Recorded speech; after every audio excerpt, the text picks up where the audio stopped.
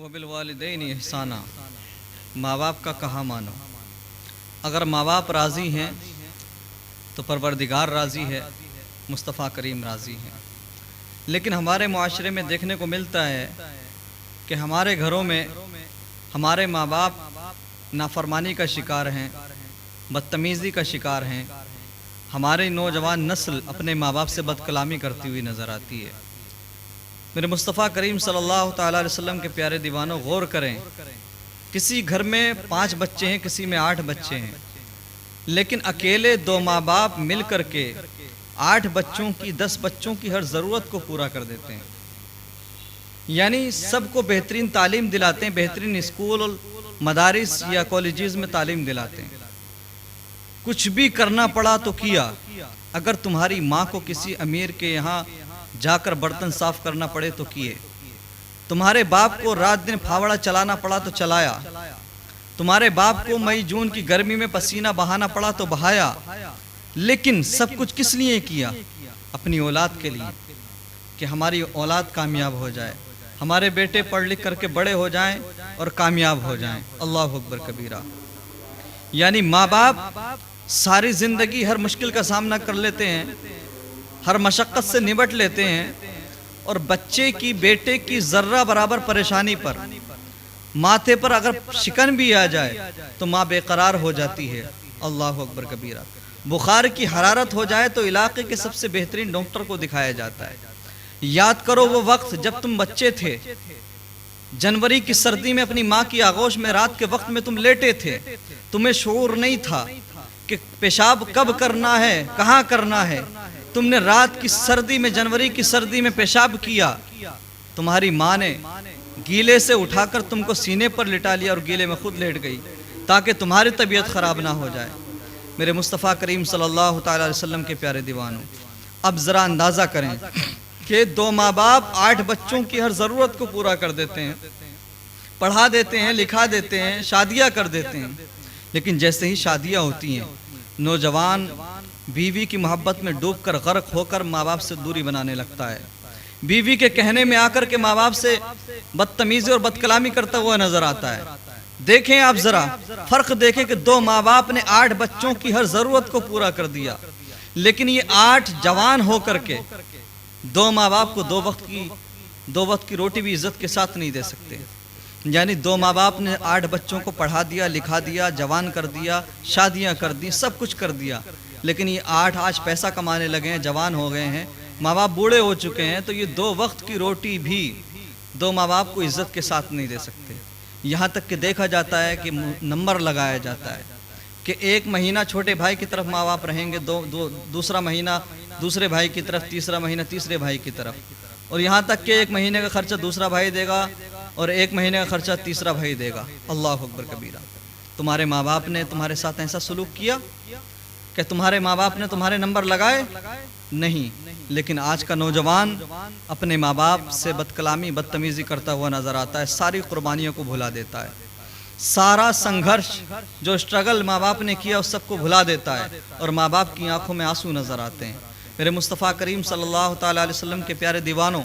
حضرت موسیٰ کلیم اللہ کے نبی ہیں، اللہ کے رسول ہیں، ماں کا وصال ہو گیا، ماں کا انتقال ہو گیا۔ ماں کے انتقال کے بعد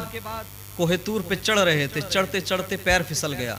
اللہ کی طرف سے حکم ہوا، اے موسیٰ اب ذرا سنبھل کے چلو، اب تمہاری ماں زندہ نہیں ہے تمہارے لیے دعا کرنے کے لیے، اب تمہاری ماں حیات نہیں ہے تمہارے لیے دعا کرنے کے لیے۔ یعنی ماں کا مقام کیا ہے، ماں کا مرتبہ کیا ہے۔ اللہ اکبر کبیرہ کہ موسیٰ کلیم اللہ کو بھی موسیٰ کلیم اللہ کے لیے حکم ہو رہا ہے کہ تمہاری ماں زندہ نہیں ہے، دعا کرنے کے لیے سنبھل کر چلو۔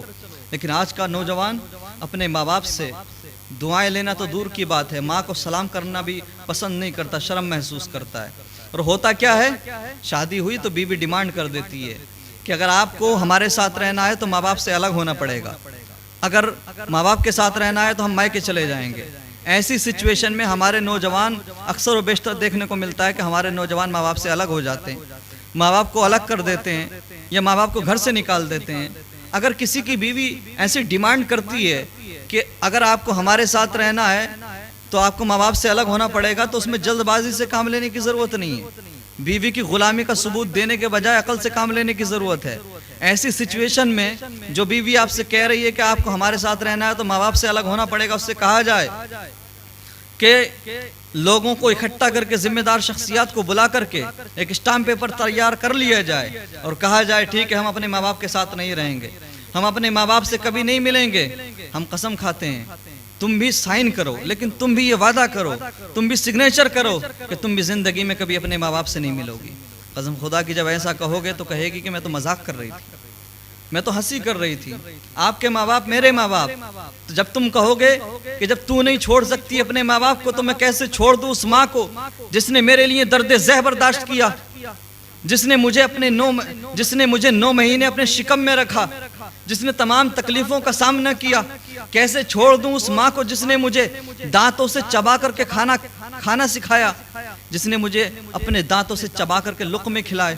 کیسے چھوڑ دوں اس ماں کو جس نے مجھے اپنا دودھ پلایا، کیسے چھوڑ دوں اس ماں کو جس نے مجھے انگلی پکڑ کے چلنا سکھایا، کیسے چھوڑ دوں اس ماں کو جو میری ذرہ برابر پریشانی پر بے قرار ہو جاتی تھی۔ جب تو نہیں چھوڑ سکتی تو میں بھی نہیں چھوڑ سکتا۔ میرے مصطفیٰ کریم صلی اللہ تعالیٰ علیہ وسلم کے پیارے دیوانوں، میرے نبی مصطفیٰ کریم کی بارگاہ میں ایک شخص آتا ہے، عرض کرتا ہے یا رسول اللہ، یا حبیب اللہ، یا نبی اللہ، اگر ہم نے مکے کو فتح کر لیا، اگر ہم نے مکے کی جنگ کو جیت لیا، اگر ہم نے کعبے کو فتح کر لیا تو یا رسول اللہ میں منت مانتا ہوں، میں ارادہ کرتا ہوں کہ میں کعبے کی چوکھٹ کو چوم لوں گا۔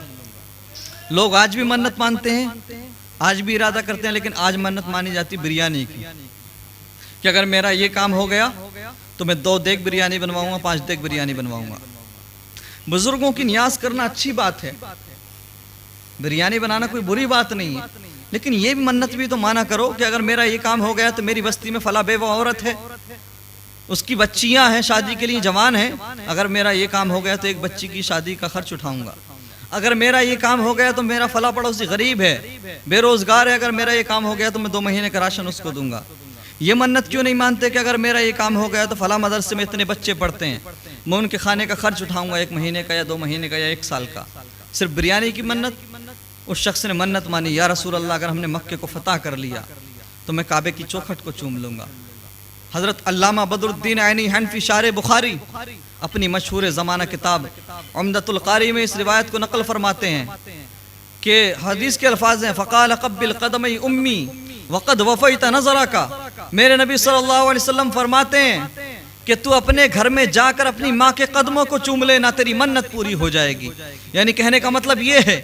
کہ اللہ کے کرم سے مکے کو فتح کیا جائے گا، اور کیا گیا، انا فتحنا لک فتحا مبینا، اللہ اکبر کبیرہ، مکے کو فتح کیا جائے گا اور ہم کعبے کو فتح کریں گے، لیکن تجھے کعبے کی چوکھٹ کو چومنے کی ضرورت نہیں، اپنے گھر میں جا کر اپنی ماں کے قدموں کو چوم لینا،